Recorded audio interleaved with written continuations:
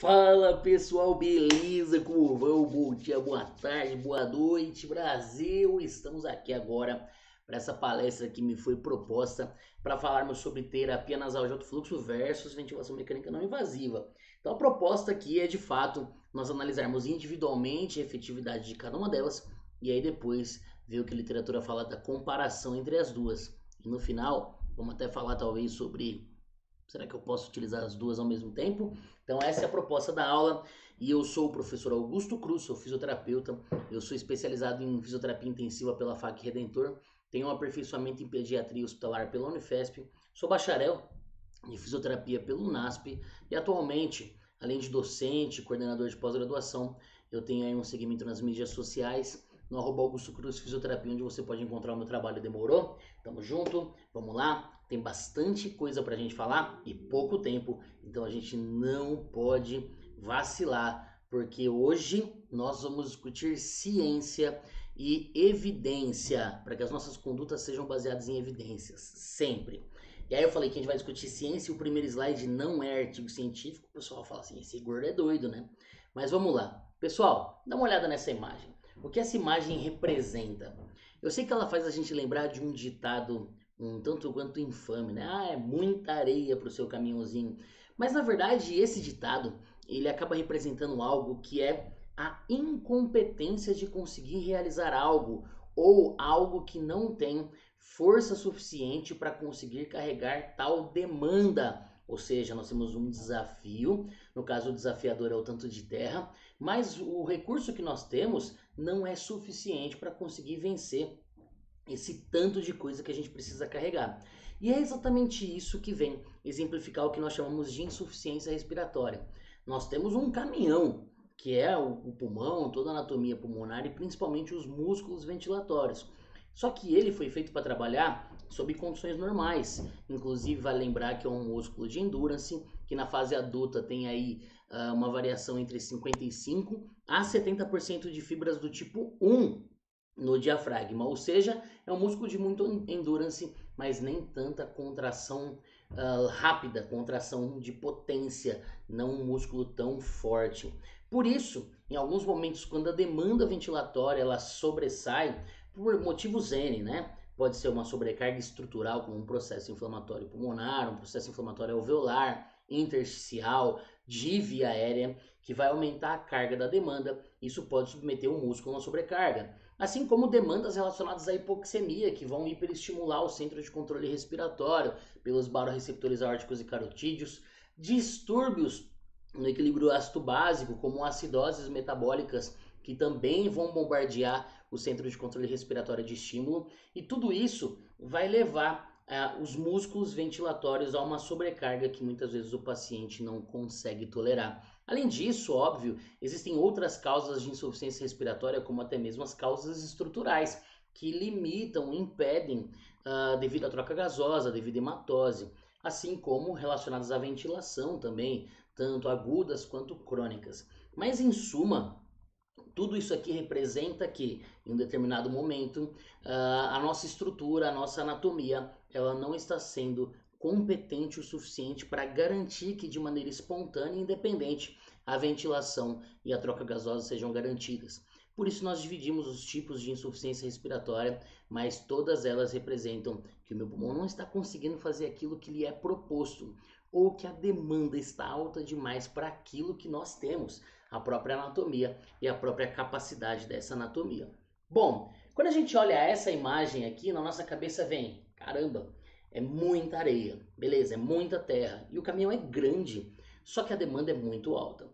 Então, será que se nós organizássemos isso e pedíssemos ajuda, será que não seria possível conseguir carregar esse tanto de terra e suprir essa demanda? E a resposta claramente é sim. Se a gente organizar, conseguir auxílios ou outros recursos que vêm com o objetivo de ajudar, obviamente a gente consegue carregar mais carga do que naturalmente nós conseguimos.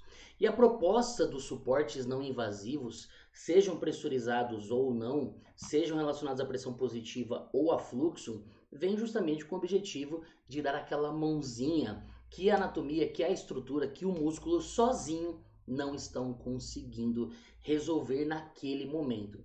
Então nós levamos em consideração que momentaneamente ou permanentemente o nosso paciente ele tem algo, ele tem um motivo no qual levou o pulmão à insuficiência respiratória. Na grande maioria das vezes, claro, isso é momentâneo, uma situação aguda, então momentaneamente nós auxiliamos isso para que esse paciente consiga em poucos dias ou poucas horas voltar à sua função normal, não tendo uma demanda que exceda a sua capacidade. Então é esse o objetivo do suporte. Também invasivo, tá, gente? O suporte invasivo também vem com esse objetivo. Mas, obviamente, o suporte invasivo é algo que já mostra o agravo do paciente. E a indicação do suporte invasivo, de fato, ela segue uma série de pré-avaliações, pré-requisitos que mostram que o paciente não vai tolerar ventilar de maneira confortável, mesmo sendo auxiliado por um suporte não invasivo. A proposta da aula de hoje é nós falarmos sobre os mecanismos auxiliadores não invasivos, beleza? Suporte ventilatório não invasivo ou terapia nasal de alto fluxo, catéter nasal de alto fluxo, que a gente teve aí uma grande exposição, uma grande prática, principalmente durante a pandemia.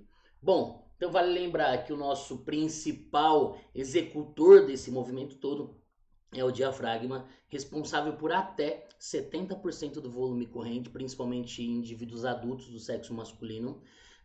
As mulheres usam um percentual um pouco maior dos intercostais externos para inspiração, isso é uma característica do gênero, tá? Então esse músculo, ele tem, como eu disse, características de endurance e ele não foi feito para trabalhar com grandes cargas. Exceto, obviamente, na neonatologia, o recém-nascido, ele sim tem mais fibras de força, justamente pelo fato de ele ter uma mecânica pulmonar que é realmente muito complexa e exige uma contração muito explosiva, com muita força. Agora, o adulto, como já tem um número muito grande de alvéolos, de 300 até 500 milhões de alvéolos, vias aéreas mais calibrosas, mais famílias de vias aéreas, tudo isso faz com que tanto a complacência quanto a resistência melhorem e o fluxo e a dinâmica do fluxo inspiratório seja algo tão mais fácil, onde o músculo ele muda sua característica estrutural para um músculo de mais endurance. E essa é uma preocupação que a gente precisa ter. Por quê? Um músculo de endurance ele é extremamente importante porque ele é um músculo que vai tolerar e vai funcionar de maneira ininterrupta.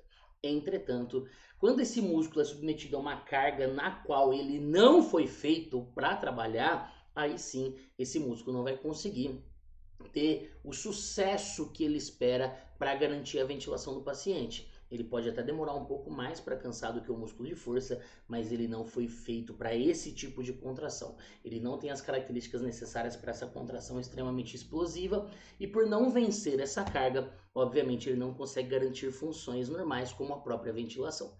Isso sem falar das disfunções relacionadas à membrana alvéolo-capilar, que também vão terminar aí de gerar a insuficiência respiratória agora por um outro mecanismo relacionado à hematose.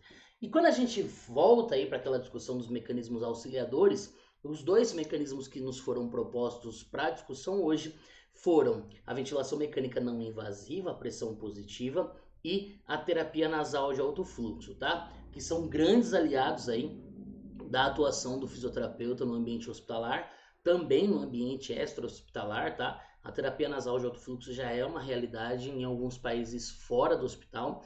E a ventilação mecânica não invasiva, nem preciso dizer, porque são décadas e décadas que a nossa profissão utiliza ela de maneira incrível, digamos assim, que traz aí grandes benefícios para os pacientes em insuficiência respiratória aguda ou também em insuficiência respiratória crônica. Então vamos lá. Vamos imaginar que o suporte ventilatório não invasivo, a ventilação mecânica não invasiva, pressão positiva, ela seria basicamente um amigo que vem ajudar a empurrar o carro. O carro tem motor, o carro tem gasolina, mas não necessariamente quer dizer que esse carro naquele momento ele vai estar conseguindo funcionar da forma como eu preciso. E às vezes ele precisa de um empurrãozinho a mais para conseguir funcionar de uma maneira onde o carro ande da forma como eu preciso. É aquele famoso tranco. Mas você vai falar assim, pô, o professor Augusto disse que a VNI é igual dar tranco no carro. Não, não disse isso. Eu tô falando que é uma força a mais, é uma pressão a mais, é um gradiente inspiratório adicional. Por quê? A nossa ventilação espontânea acontece por um gradiente. Você puxa o ar, a contração muscular traciona os seus alvéolos, diminui a pressão intratorácica e o ar entra por um diferencial de pressão do meio de maior pressão, que é o atmosférico, para o meio de menor pressão, que é a estrutura alveolar. Quando você submete esse paciente à pressão positiva, o que você está fazendo é aumentando ainda mais a pressão atmosférica e potencializando ainda mais esse gradiente, empurrando o ar lá para dentro, além do ar que já foi tracionado pelo esforço inspiratório. Então você está dando aquela mãozinha para o músculo, falando, eu te ajudo, eu sei que você está cansado, eu sei que estão exigindo muito de você, então eu te ajudo.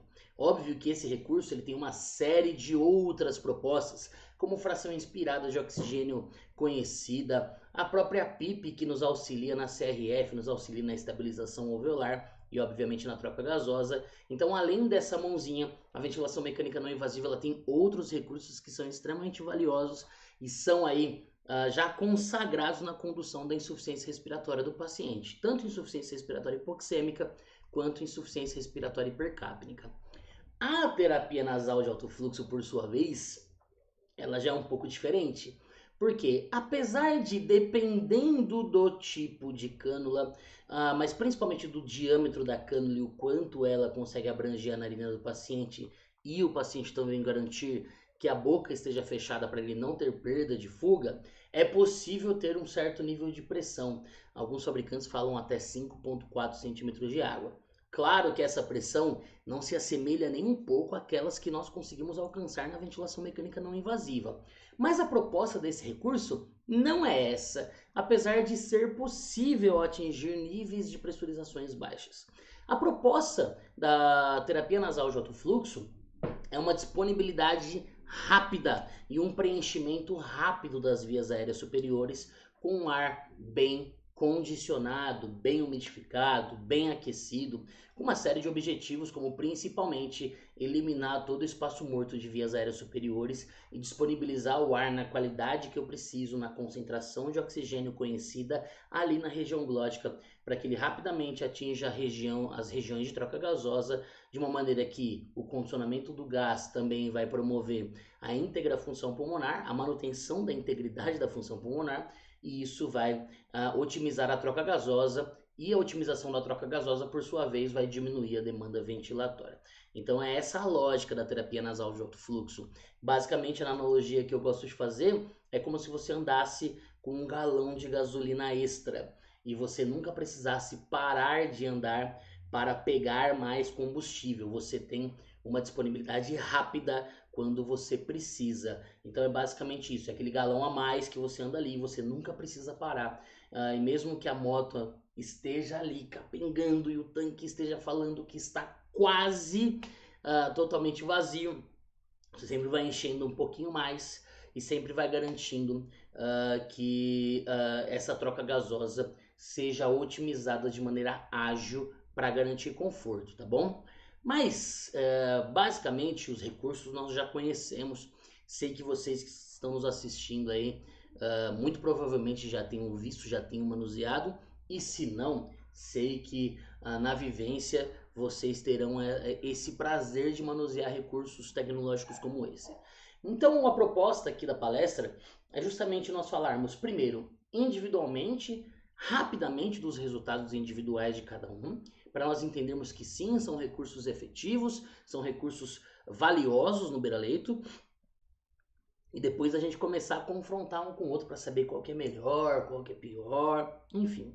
Então vamos começar com aquele que é mais velho, os idosos primeiro, os mais velhos primeiro, vamos respeitar aqueles que vieram antes, que são os suportes ventilatórios não invasivos, a ventilação mecânica não invasiva.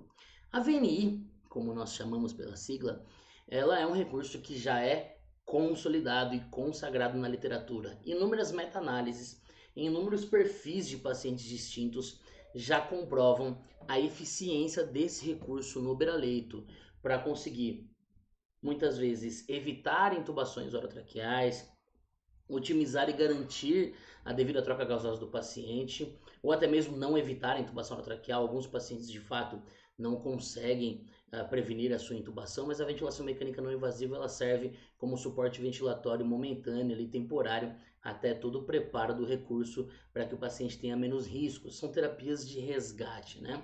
Então são formas que nós utilizamos para resgate da insuficiência respiratória, para tratamento da insuficiência respiratória, para auxílio da musculatura durante o exercício físico, por exemplo. A VNI tem aí um leque gigantesco de possibilidades e nós já conhecemos esse leque. Mas eu não posso deixar de falar para vocês que sim, a VNI ela é extremamente favorável. E essa meta-análise publicada em julho de 2017, ela de fato vem mostrar que a VNI, em comparação ao grupo controle, que nesses estudos, nessa meta-análise, nessa revisão sistemática meta-análise, eles pegaram estudos que faziam comparação da oxigenoterapia convencional versus a ventilação mecânica não invasiva na condução da insuficiência respiratória hipoxêmica sem hipercapnia, nós observamos sim que a ventilação mecânica não invasiva ela foi mais favorável, ou seja, ela trouxe a menor taxa de intubação em comparação ao grupo controle, beleza?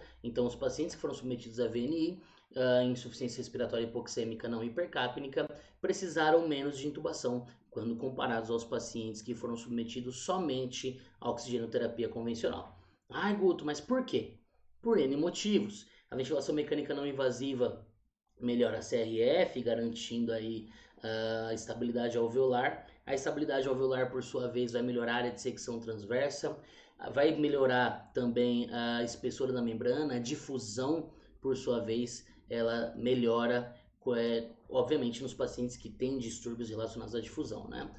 Então, a ventilação mecânica não invasiva ela traz grandes benefícios para esse tipo de população, principalmente quando a insuficiência respiratória hipoxêmica ela tem atribuição direta à membrana alveolo-capilar. Ela tem atribuição direta, principalmente à estrutura que acomete a troca gasosa. Então, processos atelectásicos, microcolapsos, que vão virar macrocolapsos, aumento de espessura de membrana, por exemplo, por extravasamento de líquido no interstício alveolar. Tudo isso a ventilação mecânica não invasiva consegue conduzir de maneira que diminui as indicações de intubação quando comparados somente à oferta e à disponibilidade convencional do oxigênio, tá? No catéter convencional, nas interfaces faciais convencionais como um todo. Quando observado também a mortalidade hospitalar, também há um favorecimento da ventilação mecânica não invasiva quando comparado à oxigenoterapia convencional. Então, a mortalidade na UTI, ela reduz quando nós utilizamos a VNI para pacientes em insuficiência respiratória aguda hipoxêmica não hipercapnica. Nós podemos sim conduzir os pacientes, evitar a intubação e consequentemente as complicações associadas à ventilação mecânica invasiva, e isso vai trazer um favorecimento ao paciente, reduzindo a mortalidade na UTI e consequentemente a mortalidade hospitalar, porque nós sabemos que o paciente submetido à ventilação mecânica invasiva, ele tem uma perda de força muscular respiratória, justamente pelo fato dele estar sendo submetido à ventilação, à sedação, em alguns casos ao bloqueio neuromuscular. Esses pacientes, por conta de toda a farmacologia utilizada, a terapêutica farmacológica, eles podem ser mais expostos também a condições psicocognitivas como o delírio, a fraqueza adquirida na UTI, a polineuropatia do doente crítico, e todos esses fatores que eu comentei aqui são fatores que aumentam a mortalidade do paciente crítico. Então, submeter o paciente à ventilação mecânica invasiva é importante quando indicado. Agora, quando possível, quando eu falo possível, gente, não estou falando de atos heróicos, tá? Eu estou falando quando possível de maneira segura e de maneira que de fato garante que o paciente ficará bem. Não ventilar o meu paciente de maneira invasiva, sustentar o meu paciente confortável, bem, eu falo bem. Na ventilação mecânica não invasiva, esse paciente de fato morre menos. Diferente de segurar o paciente na VNI de maneira heróica, já com o paciente tendo indicações de ventilação mecânica invasiva. Isso aumenta a mortalidade. E é exatamente esse o time que a gente precisa saber e avaliar adequadamente para a gente não ser pego nessa cilada. Porque é uma linha tênue e as ferramentas de avaliação que nós temos para conseguir saber qual é o momento exato, elas são muito rasas. Então, alguns docentes, alguns pesquisadores, até mesmo intensivistas, comentam que essa é a grande pergunta de R$ 1 milhão, né? Qual é o momento exato? Como que eu vou conseguir ter certeza? Então, nós conseguimos perceber exatamente quando o paciente já tem grandes indicações da ventilação invasiva. E qual é o melhor momento, qual é o melhor time, qual é a melhor indicação? Essa pergunta a ciência ainda não respondeu com exatidão. Por isso ainda nós sofremos muito com essa discussão do intuba ou não intuba, intuba ou não intuba.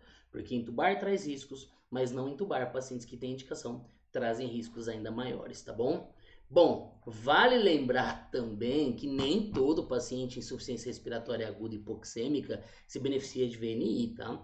Eu gosto muito esse pré-print que ele mostra que, numa meta-análise, claro, que especificamente pacientes com pneumonia não têm favorecimento da utilização da ventilação mecânica não invasiva. E sim, essa informação é uma informação que a gente já conhece de muito tempo atrás, até mesmo porque quando o acometimento é único, exclusivamente ou especificamente da estrutura epitelial do alvéolo, nós temos um processo inflamatório que não vai ceder de um dia para o outro. O agente agressor, ele demora alguns dias a ser combatido, seja ele bacteriano, se for viral, às vezes demora até mais, tem os períodos de picos inflamatórios, enfim. Então é necessário ter um pouco de paciência. E aí a VNI, ela acaba não sendo favorável, ela não consegue diminuir a necessidade de intubação, até mesmo porque a estrutura alveolar está comprometida e esse comprometimento ele vai ser um tanto quanto longo. Então, pacientes que evoluem com pneumonia, doenças pulmonares restritivas agudas como um todo, como a síndrome do desconforto respiratório agudo, também são pacientes que não têm um grande benefício da ventilação mecânica não invasiva. A VNI não muda esse desfecho clínico, tá? Então, heroicamente, muitas vezes nós acabamos protelando a intubação de pacientes que já teriam a indicação, achando que talvez a VNI fosse favorável, mas não é, especificamente em casos restritivos agudos como esses, tá bom?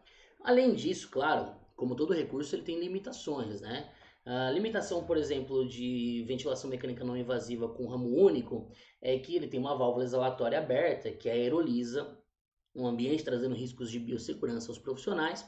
Ramo duplo, ele também aerolisa, mas existe a possibilidade da utilização de filtros que diminuem esse risco, filtros barreira, né, filtros hidrofóbicos, filtro EPA ou o próprio HMF, que é eletrostático. Mas o ramo duplo ele tem um pouco mais de segurança. As interfaces elas trazem algumas complicações, sejam nasais, faciais, oronasais, né, ou faciais totais, que são as complicações relacionadas às compressões cutâneas. Então podem levar o paciente a um risco de uma lesão cutânea. Por isso que a utilização prolongada ela é um tanto quanto questionada, não somente pelo questionamento da indicação real da intubação, mas também pelo risco de lesão do paciente. Claro que hoje já existem, hoje não, né? Há muito tempo já existe, mas hoje voltou à tona a utilização da interface capacete, o helmet, e essa interface ela diminui bastante esse risco de lesões. Mas também existem as intolerâncias, os pacientes claustrofóbicos ou os pacientes que não toleram a utilização da ventilação mecânica não invasiva, tá? Gente, a foto de baixo não é um caso real, tá? É um caso de uma foto de uma série. Então não teve o problema da gente estar preservando a identidade do paciente, pois não é um paciente real. Vale lembrar também que essa intolerância muitas vezes ela pode estar associada à parametrização ou até mesmo ao delay de resposta do equipamento, principalmente se você faz ventilação mecânica não invasiva em circuito de ramo duplo, que exige um disparo efetuado pelo paciente, reconhecido pelo pneumotacógrafo, e o equipamento vai responder de maneira que vai gerar aí o disparo do ventilador e gerar a fase inspiratória para o preenchimento da via aérea. Só que esse tempo de resposta ele tem um breve delay, como a gente consegue ver nas duas linhas em vermelho, onde o esforço do paciente ele tem um breve delay, primeiro de resposta do disparo, inicialmente bem próximo à linha esquerda aqui, e obviamente também depois do tempo de chegar até o pico, dependendo do rise time e de outros ajustes que você possa fazer. Então, grande parte das intolerâncias podem estar associada à colocação inadequada, à escolha da interface que machuca, ao fixador cefálico muito forte, a escapes que podem sair pelo lado do olho do paciente, mas também ao delay do equipamento. Então, equipamentos mais antigos que não tinham as tecnologias de transdução que se tem hoje, eles demoram mais para responder e, obviamente, o paciente não vai ficar tão confortável. Isso também varia de acordo com o modo optado, com o tipo de fluxo que você oferta ao paciente e se o seu parâmetro ele está sendo suficiente para garantir o conforto ao paciente, né? Então são recursos que podem ser responsáveis pela intolerância, além da claustrofobia e além da agitação psicomotora característica de pacientes com hipoxemia. Então é possível também, os pacientes hipoxêmicos eles vão apresentar agitação psicomotora, quanto mais grave a hipoxemia, mais agitados eles ficam, e isso pode ser um fator dificultante aí para a aplicação de um recurso como a ventilação não invasiva. A terapia nasal de alto fluxo, por sua vez, ela já tem menos complicações relacionadas à interface, não que não tenha, porque existe um fixador, o próprio catéter pesa, dependendo do fabricante, você tem formatos, tipos de catéteres diferentes, mas ele não tem uma compressão tão desagradável quanto a compressão da interface não invasiva. Além disso, a terapia nasal de alto fluxo, por estar introduzida dentro das narinas do paciente, dentro do vestíbulo da narina, ela garante um preenchimento de via aérea mais rápido, diferente da interface não invasiva, que quando pressurizado esse fluxo sai do circuito, chega na interface e vai entrar na via aérea, ele dá de cara com a anatomia da face do paciente. Seja o nariz, seja a boca, seja a bochecha, ou o rosto inteiro, no caso da facial total, ou a cabeça inteira do paciente, no caso do helmet. Então isso acaba diminuindo um pouco a velocidade de preenchimento das vias aéreas, tá? Óbvio que talvez você se questione se de fato é confortável você ter um fluxo muito alto na narina. E esse fluxo muito alto, ele é possível graças ao condicionamento do gás. Então, um bom aquecimento, a boa umidificação desse gás e a garantia de que esse aquecimento e umidificação vão chegar até a via aérea do paciente, além de garantir conforto, vão garantir integridade da função pulmonar. Então, clearance mucociliar, estabilidade alveolar, espessura do muco, todas elas vão depender desse condicionamento do gás. E esse preenchimento rápido, vou voltar a mostrar aqui para vocês, ele também garante com que o paciente não precise vencer a resistência de vias aéreas superiores. Aí você fala, pô, mas em condições normais ele já vence, por que eu tenho que me preocupar com isso? Bom, em condições normais ele vence, mas agora nós temos que pensar que existe algo no qual está aumentando a demanda ventilatória dele. Então existe já uma sobrecarga. E se for possível retirar algum elemento, mesmo que seja normal, mas que vá amenizar um pouco essa carga da ventilação, isso com certeza vai ser um forte aliado para a gente conseguir ter sucesso. Então esse preenchimento rápido, fazendo com que esse ar condicionado chegue rapidamente até a região glótica, eliminando a resistência de vias aéreas superiores, é algo extremamente importante e é um dos grandes responsáveis pelo grande conforto que os pacientes sentem na terapia nasal de alto fluxo. Bom, a literatura ela já é bem elucidada com relação a isso. Como eu disse, é tanto quanto polêmico falar da pressurização da terapia nasal de alto fluxo, mas sim, ela é possível. Ela depende de alguns fatores, como o quanto essa terapia nasal obstrui a narina. Não é indicado que obstrua por completo, tá? Mas o catéter também não deve ser fino demais.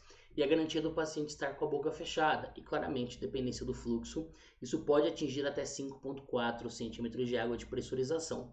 Obviamente, isso vai aumentar o volume pulmonar no final da expiração, que nós estamos vendo aí como EELV.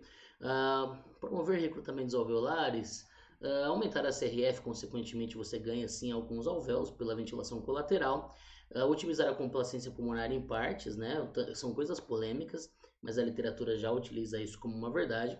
Além do conhecimento da fração inspirada de oxigênio, podendo variar frações de 21 até 100% de FO2, que consequentemente vão aumentar a pressão parcial do gás oxigênio no alvéolo e otimizar a difusão, melhorar a pressão arterial de oxigênio, melhorar a saturação arterial desse paciente. Como eu falei, diminuir o espaço morto, né, que vai inclusive ajudar na redução do dióxido de carbono, e o conforto gerado pela adequada umidificação e aquecimento do ar. Tudo isso vai ser responsável pela diminuição do drive respiratório, consequentemente a redução da frequência respiratória do volume minuto. E o trabalho da respiração, que é o WOB, Work of Breathing, ele vai consequentemente cair, porque se você tem menos estímulo ventilatório, você necessita menos dos músculos. Esse trabalho caindo, os músculos inspiratórios também trabalham menos e garantem com que eles tolerem a ventilação de maneira mais confortável por mais tempo, até que a causa que levou o paciente a essa insuficiência respiratória seja revertida.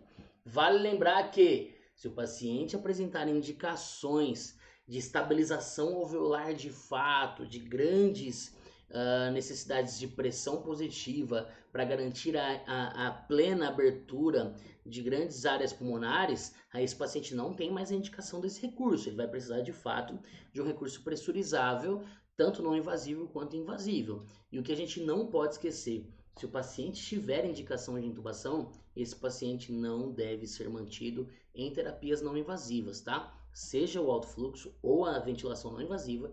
Caso esse paciente tenha indicação de intubação, esse paciente precisa ser intubado.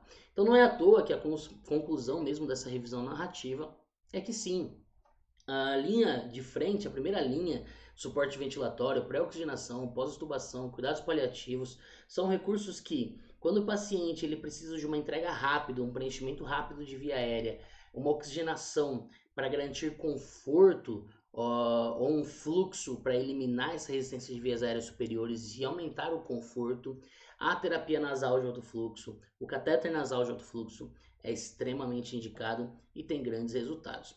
Se a gente parar para pensar em alguns outros estudos que falam especificamente sobre isso, eu gosto muito de citar essa meta-análise de 2017. Quando comparado à terapia à oxigenoterapia convencional, os pacientes que foram submetidos ao alto fluxo tiveram menor taxa de intubação. Pelos motivos dos quais eu já citei aqui, esse estudo ele já consegue observar isso de maneira relevante, com uma relevância importante aqui na análise nessa meta-análise. Além disso, ainda versus a oxigenoterapia convencional, a gente percebe que os pacientes precisaram menos de ventilação mecânica, como nesse gráfico A, os pacientes precisaram menos de suporte respiratório também, nesse gráfico B, mas não houve diferença entre os grupos aqui quando o assunto era mortalidade. Então, o agravo do paciente, que de fato tornava esse paciente um paciente com risco de mortalidade, a terapia nasal de alto fluxo não foi suficiente para conseguir trazer um impacto que aumentasse a sobrevida. Então, traz sim desfecho clínico, mas não desfecho clínico mortalidade quando comparado à oxigenoterapia convencional. Agora, conhecemos os benefícios de um, conhecemos os benefícios do outro, trouxe meta-análises para vocês, que é o maior nível de evidência que nós temos. Eu quero saber agora, um contra o outro, quem é melhor? Porque, pô, eu tenho dois recursos que são muito valiosos. Qual dos dois é melhor? E esse estudo que nós estávamos falando de 2017, ele já fala exatamente sobre isso. Fala que a terapia nasal de alto fluxo ela é superior à convencional, mas não é superior à ventilação mecânica não invasiva. E os resultados realmente mostram isso, que a ventilação mecânica não invasiva versus a terapia nasal de alto fluxo não apresentou diferença na taxa de intubação, não apresentou diferença no suporte e na frequência do suporte ventilatório e também não apresentou diferença na mortalidade. Então essa primeira meta-análise de 2017 ela foi um tanto quanto inconclusiva, se de fato havia superioridade. Claro que outros estudos surgiram desde que essa meta-análise foi publicada, esse antes, claro, mas esse estudo não está naquela meta-análise, então outros estudos já começam a separar um pouco as reais indicações e as superioridades nos perfis de pacientes.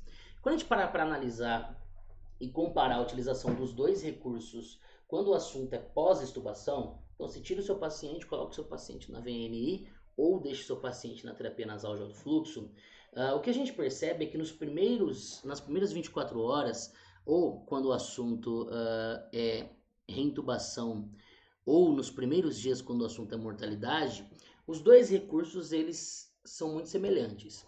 Então assim, nas primeiras 24 horas, utilizar qualquer um dos dois recursos, a taxa de reintubação vai ser a mesma. Entretanto, conforme essas 24 horas vão abrindo, quem usa a AVNI é menos reintubado do que quem faz a terapia nasal de alto fluxo. Então, assim, utilizar só o primeiro dia como parâmetro não é interessante. A partir desse primeiro dia, a partir das 24 horas, quem faz terapia nasal de alto fluxo tem uma maior chance de ser reintubado em comparação aos pacientes que utilizam a ventilação mecânica não invasiva. E esse dado ele não é conclusivo em relação à mortalidade, tá? Parece que há uma tendência, mas sem relevância estatística quando a comparação é mortalidade. Então, os pacientes que vão complicar e eventualmente morrerão, eles não morrerão por conta do recurso, não é o recurso que aumenta a mortalidade, tá? É de fato a gravidade do paciente. Além disso, né, outros estudos, inclusive mais recentes, como esse estudo do Domenico Grieco, de 2020, de fevereiro do ano passado, resolveu avaliar algumas variáveis clínicas, algumas variáveis relacionadas à oxigenação, dióxido de carbono, frequência respiratória e até a dispneia numa escala visual analógica. E aqui ele conseguiu observar que a ventilação mecânica não invasiva é superior em relação ao alto fluxo e o alto fluxo é superior em relação à oxigenoterapia convencional quando o assunto é oxigenação, tá? Então, a oxigenoterapia convencional é o pior dos recursos, o alto fluxo é melhor que a oxigenoterapia convencional, mas disparado, a ventilação mecânica não invasiva promove melhora da oxigenação. Quando o assunto é ventilação e controle do dióxido de carbono, não houve diferença entre os grupos, então não há como afirmar, baseado nesse estudo, que existe um recurso melhor ou pior para garantir o controle do CO2. Claro que quando a gente para observar, os pacientes eles estavam com uma média muito próxima da normalidade, então essa pode ser a limitação do estudo, porque não tem como você fazer alterações de óxido de carbono, sendo que muitas vezes elas nem são necessárias. A frequência respiratória da ventilação não invasiva em relação ao alto fluxo foi menor, com P relevante, 0,027, e a dispneia na escala visual analógica foi menor também na VNI, com P relevante, 0,002. Então, aparentemente, os pacientes ficam mais confortáveis. Além disso, esse estudo conseguiu provar que sim, o esforço do paciente era menor na VNI, utilizando realmente, né, versus o alto fluxo. A pressão esofágica negativada quando o paciente era submetido à terapia nasal de alto fluxo, ela era muito mais negativa do que na ventilação não invasiva, tá? Então isso de fato mostrava que a VNI trazia uma contração muscular mais agradável, menos intensa para os pacientes submetidos à VNI. Isso foi comprovado também, que houve essa diferença de uma terapia para outra, mas o que chamou a atenção é que quando o assunto é sucesso da terapia, a terapia nasal de alto fluxo, ela não teve diferença. O esforço gerado, por esse esforço aumentado em comparação à VNI dos pacientes submetidos à terapia nasal de alto fluxo, não foi um fator relevante para falar de sucesso e falha. Então, mesmo os pacientes que tinham um esforço aumentado em relação à VNI, esses pacientes, eles tiveram sucesso e tiveram falha, e isso não foi um fator preponderante para essa decisão. Já na VNI, mesmo que a contração muscular inspiratória fosse menor, esse fator foi extremamente preponderante para o sucesso. Então, pacientes que eram submetidos a VNI, que contraíam e tinham um esforço maior, esses pacientes falhavam mais. Agora, os pacientes na terapia nasal de alto fluxo que falharam, não necessariamente tiveram um esforço maior. E você deve estar se perguntando, caramba, que resultado confuso. Por quê? Se a VNI tinha um esforço menor, por que quem teve um esforço um pouco maior, tipo igual da terapia nasal de alto fluxo, falhou mais? Sendo que o da terapia nasal de alto fluxo não necessariamente falhou. E aí nós chegamos na resultante chamada de Driving Pressure Transpulmonar. Por quê?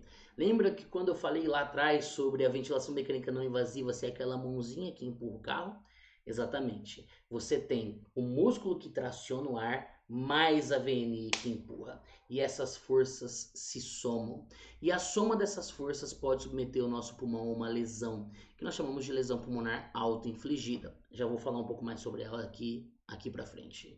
Como a terapia nasal de alto fluxo não tem essa pressurização inspiratória, ela não tem essa imposição, essa pressão positiva que impõe a entrada do ar, isso não aumenta a pressão transpulmonar dos nossos pacientes, o que não expõe os nossos pacientes à lesão pulmonar auto-infligida.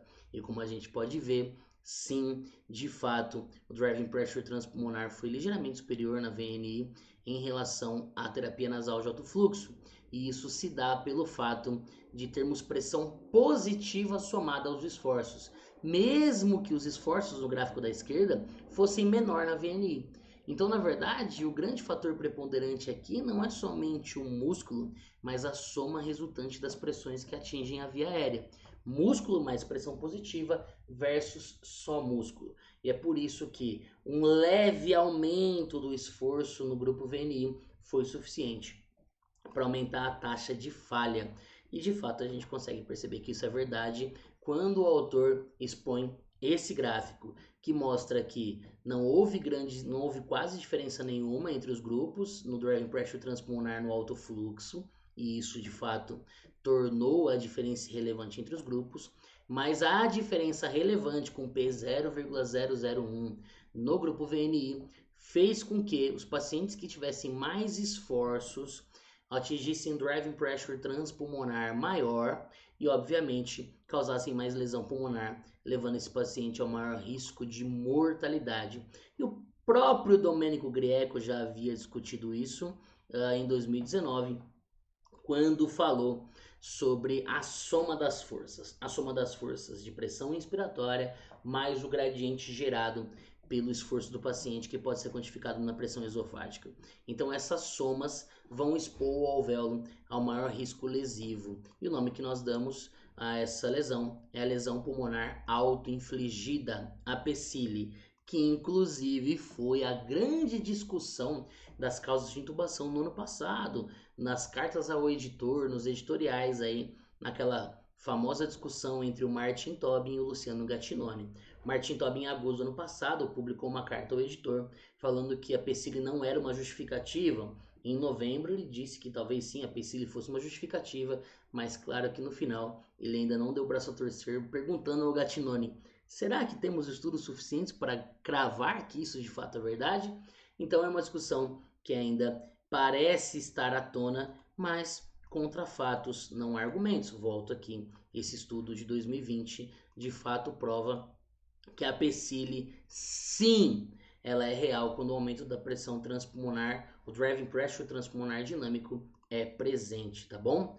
Além disso, esse estudo do Domenico Greco, ele também viu que houve um decréscimo na utilização da terapêutica, um decréscimo do driving pressure transpulmonar nas duas terapias, só que o driving pressure transpulmonar, quando na terapia nasal de alto fluxo, ele era muito inferior em relação ao driving pressure transpulmonar da ventilação mecânica não invasiva.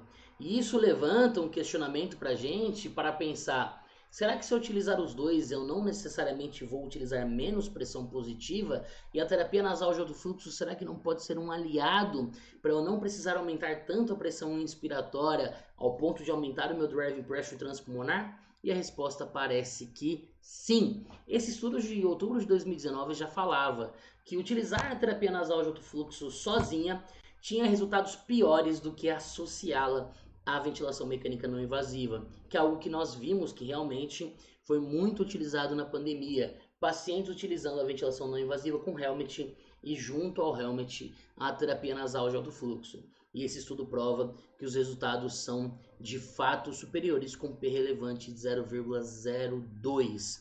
Então, em resultados com relação à reintubação de pacientes em insuficiência respiratória hipoxêmica e também a indicação de intubação tanto em pacientes com insuficiência respiratória, com hipercapnia e também sem hipercapnia. Apesar dos pacientes que não apresentaram hipercapnia, não tiveram um P relevante, beleza? Então não parece que nesse grupo de fato isso traz algum desfecho, mas é observada já a superioridade no comparativo entre as condutas.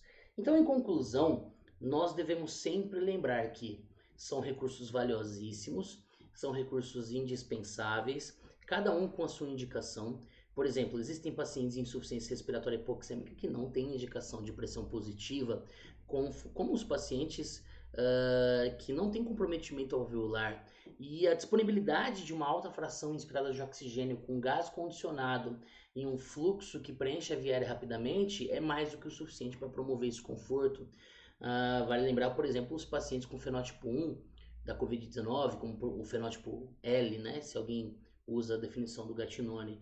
Então, são pacientes que o alvéolo tem pouco ou nenhum comprometimento. Você tem uma grande área de espaço morto. E isso, de fato, necessita de uma alta entrega de O2 e não de pressão, não de estabilidade alveolar. Agora, conforme os alvéolos vão sendo comprometidos, de fato, eles vão precisar de estabilização. E aí o recurso da ventilação não invasiva ele vai ser extremamente valioso. Então, indicar adequadamente traz o sucesso. Saber para que cada um serve e indicar no paciente certo traz o sucesso.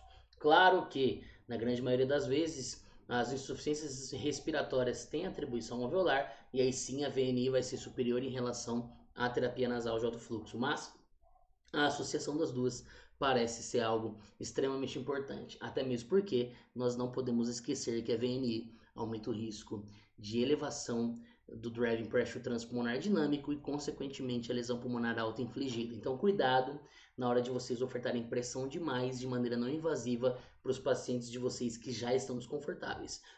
O esforço vai se somar à oferta e isso pode ser nocivo ao seu paciente, tudo bem? Bom, falei aqui mais de 45 minutos, espero que vocês tenham aprendido um pouco mais com essa palestra. É pouco tempo para a gente falar de muita coisa, mas enfim, me sigam nas redes sociais, Instagram, Facebook, no YouTube, e eu espero encontrar vocês aí nos próximos eventos, tá bom? Gente, muito obrigado, foi um prazer participar com vocês e até a próxima. Um abraço.